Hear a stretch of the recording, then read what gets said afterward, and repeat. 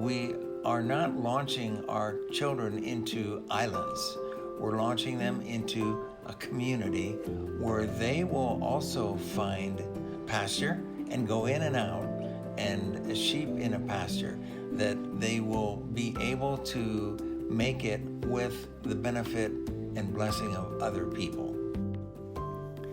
Welcome to Breaking Bread, the podcast brought to you by Apostolic Christian Counseling and Family Services. I am very glad to air the second part of my conversation with Craig Stickling and Roger Gasser on launching kids. And there's got to be some uniqueness here, right? What works for one kid doesn't work for another, or some kids just need to learn the hard way. Is that a fair statement?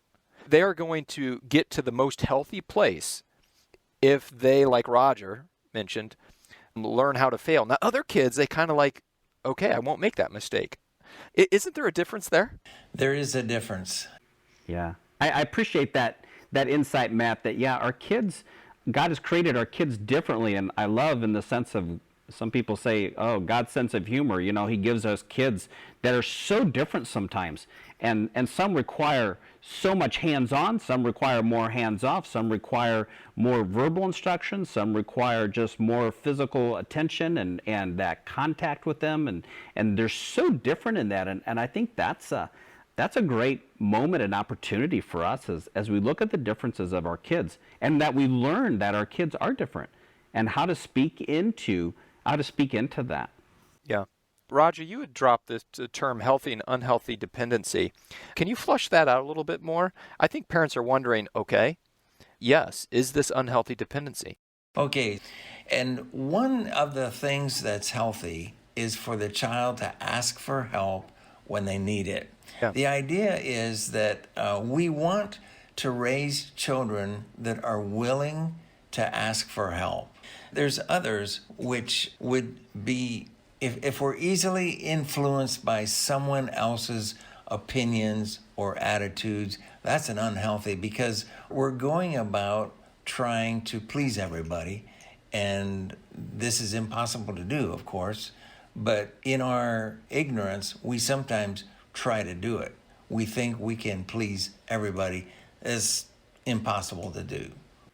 Yeah, a piece that you mentioned, Roger, that I really captured and liked was you talked about for our kids to be able to ask us for help.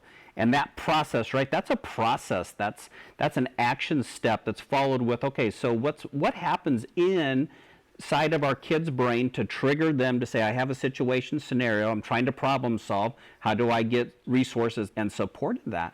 And I think a great way that we're able to do that is to recognize that for them to ask questions, that needs to be something that we model to them. We model to them about asking questions as well.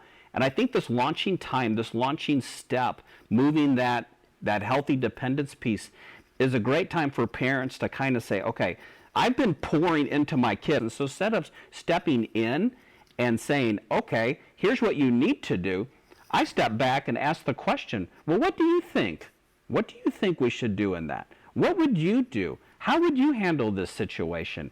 And so we stop with the automatic, pour response. We're not just a fountain machine, but we start to ask questions to them. I really like that, Craig. What you're saying is we launch kids, we should interact with them like they're adults. So I'd like to ask this question, and I think that our young people will roll their eyes if we start to quote, well, when Grandpa was 18, he was on a different continent in the service. Do we need to reframe expectations given our day and age, given our cultural climate? I think that speaks well to knowing what is the reality that our kids are in and being able to be open with that, Matt, and that allows us to speak into their world. And there's absolutely great times to share about our experiences, right? But that will mean more to our kids if they know that we know their world. And every time they come to us, or every discussion isn't just about, well, when I was your age, I was milking 40 cows, and you don't and it's like, okay, that has a point, but it means more if they know that we know their world and that we can speak about their world. And so bringing that blend and balance to that is important. I love that. What I would like to go back to is a definition of adulthood given by Dr. Henry Cloud. And I sometimes use the book Changes That Heal for someone that is having trouble becoming an adult. And here is the definition he gives. Becoming an adult is the process of moving out of a one-up, one-down relationship and into a peer relationship to other adults. We do want our children to relate to other adults as an adult, rather than always being one down. And so that's a gradual process. Our children begin to see that they have worth, they have experiences. When you talked about the world they're growing up in, everybody has gifts. They have them as well as we. And so it only makes sense for us to learn healthy dependency on them as well as they learning healthy dependency on us. Yes. I think one word that comes up with this launching concept is independence. I think that's a term that we throw around, helping them be independent. Kids want to be independent. And tease this out a little bit. Craig, how should we be thinking about independence? Yeah, that's a great word, Matt. If I would walk into a classroom and say, all right, how many of you want to be independent? I think every hand would go up. That's kind of that key that gets me out of adult authority, right? I'm independent. I don't have to do what other people tell me. And yet, independent is really incomplete. I love some of the work by Dr. Gary Chapman as he talks about this word independence. And he partners it with responsibility.